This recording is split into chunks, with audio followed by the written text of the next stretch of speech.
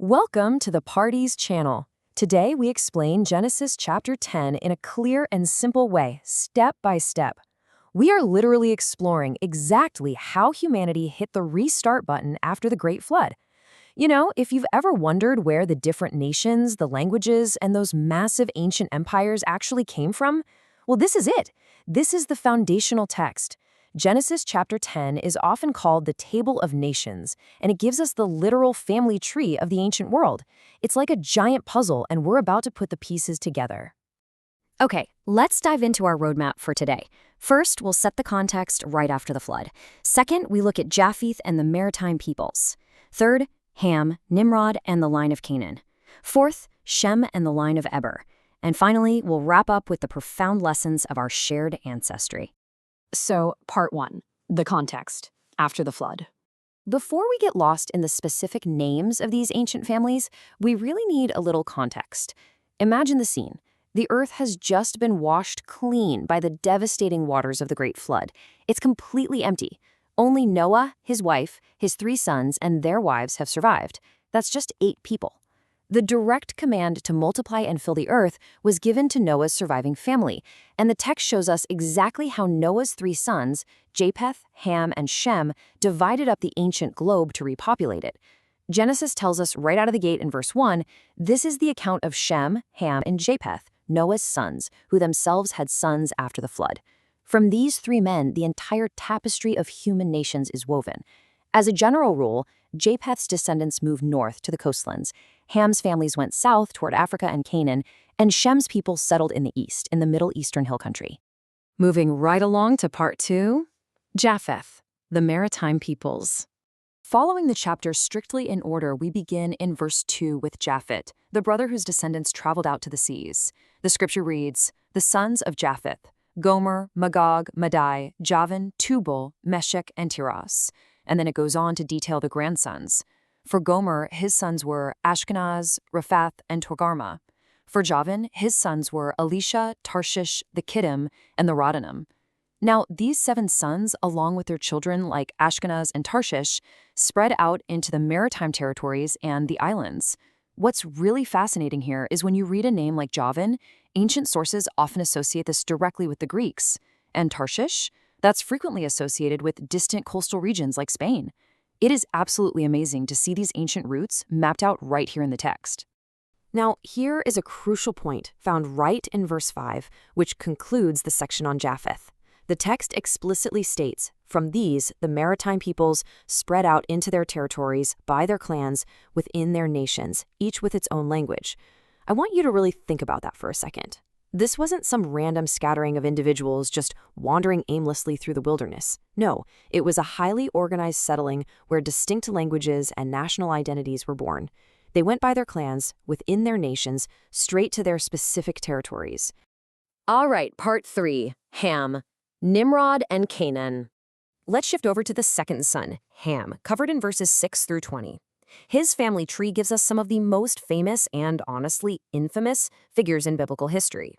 We're talking about the empires that will constantly interact and often clash with the Israelites later in the biblical narrative. Verse 6 lists his sons, Cush, Mizraim, Put, and Canaan. What's absolutely fascinating to know is the clarification of these names. Mizraim is actually the exact Hebrew word for Egypt. So whenever the Bible talks about Egypt, it says Mizraim.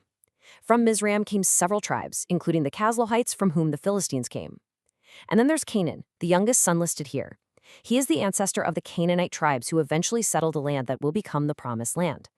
The text also lists the sons of Cush, Seba, Havilah, Sapta, Rama, and Sapteka, along with Rama's sons, Sheba and Dedan. Now, from Ham's son Cush comes a very specific, standout character in this chapter, Nimrod.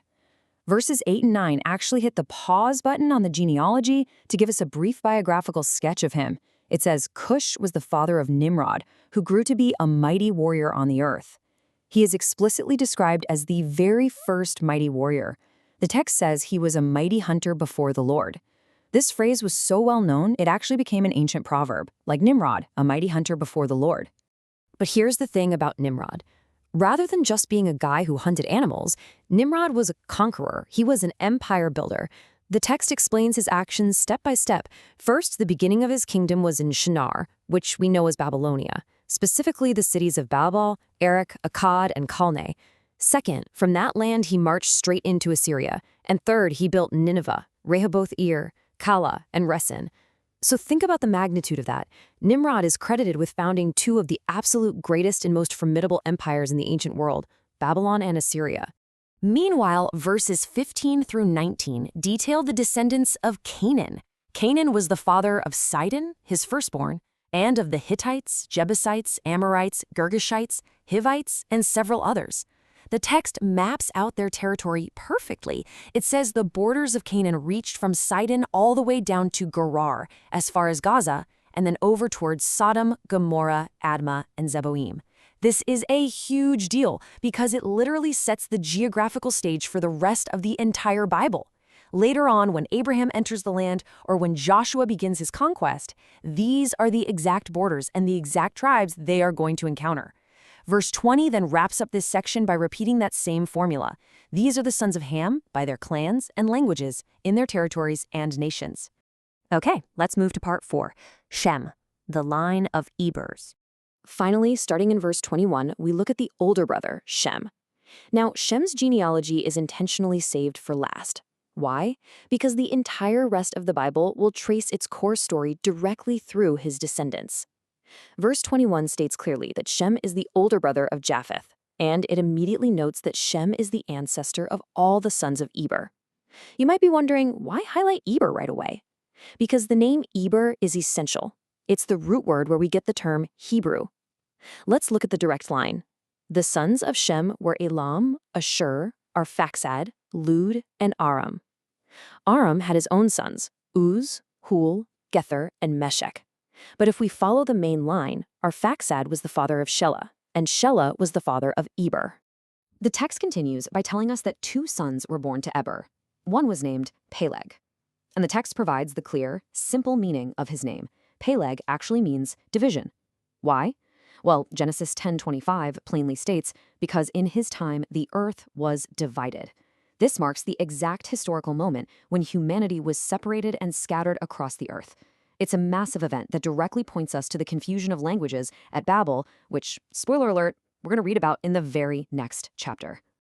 Now, Peleg had a brother named Joktan, and the text lists Joktan's 13 sons, Almodad, Sheleph, Hazarmaveth, Jerah, Hadaram, Uzal, Dikla, Obal, Abimael, Sheba, Ophir, Havilah, and Jobab. That's a lot of names, but verse 30 tells us exactly where they went. It says the region where they lived stretched from Mesha towards Sephar in the eastern hill country. By defining the lands of Joktan's descendants, the vast, complex map of the known ancient world is finally complete. The chapter wraps up by summarizing Shem's line by their clans, languages, and territories, exactly the same way it did for his brothers. Which brings us to part 5, Lessons, Our Shared Ancestry. Now that we've walked through the full chapter step by step, from verse 1 all the way to verse 32, we really need to extract the key simple ideas from this dense list of names. It's not just a dry historical record. It holds profound meaning for how we view humanity today. Despite listing dozens of distinct tribes, kingdoms, and languages across the known world, the core takeaway is simply the number 1. One single human family tree. Verse 32 makes this incredibly clear. These are the clans of Noah's sons, according to their lines of descent, within their nations. From these, the nations spread out over the earth after the flood. Listen to that. Every single person, from the mighty builders of Babylon all the way to the coastal maritime peoples, originated from the exact same tent. We learned that while humanity is externally divided, by geography, by natural borders, by distinct languages and national identities, we are fundamentally united. We're united by our shared origin from Noah's family. And if we go back just one chapter to the covenant God made with Noah in Genesis 9, we remember that we are all fundamentally united by the fact that man is made in the image of God. The physical divisions of chapter 10 do not, in any way, erase the spiritual unity of Genesis 9. And this leaves us with a really profound practical lesson for self-improvement. Knowing this history, it should deeply impact us. Realizing our shared ancestry should entirely change the way we treat people from other nations. When we look across borders or hear different languages, Genesis 10 reminds us that we are essentially looking at distant cousins. The biblical worldview completely dismantles the idea that any one group of people is fundamentally a different species or entirely separate from another. No way! We all share the exact same root. So, to quickly recap our journey through this explainer, Genesis 10 shows us exactly how Noah's 3 sons repopulated the earth.